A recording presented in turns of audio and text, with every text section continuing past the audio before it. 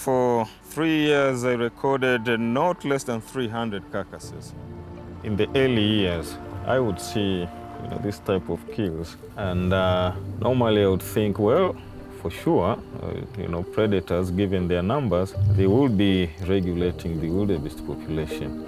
So that was my first thought. But after 3 years of studying, you look at the data, and to my surprise, that was not the case.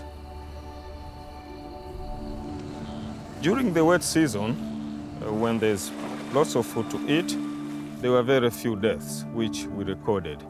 And when you look at the bone marrow, it was solid, fatty, and whitish, indicating that the animals died in good health. But then, during the dry season, we recorded more deaths, and animals were in poor condition, with their bone marrow being translucent and gelatinous. This research tells us that wildebeest are regulated by availability of food. During the dry season, there is much less food resource for the animals to feed on, and that regulates the wildebeest population. How does food regulate the population?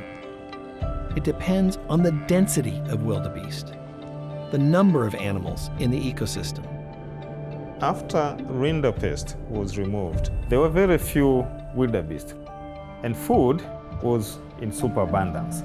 So the population responded by increasing. It grew exponentially, and as the population was increasing, the amount of food available per individual was becoming less and less and less, until they reached a peak in the year 1977. The population stopped growing when the food available in the dry season couldn't sustain any more animals. The maximum population that can be supported in an ecosystem is called the carrying capacity. For wildebeest in the Serengeti, the carrying capacity is roughly 1.3 million animals.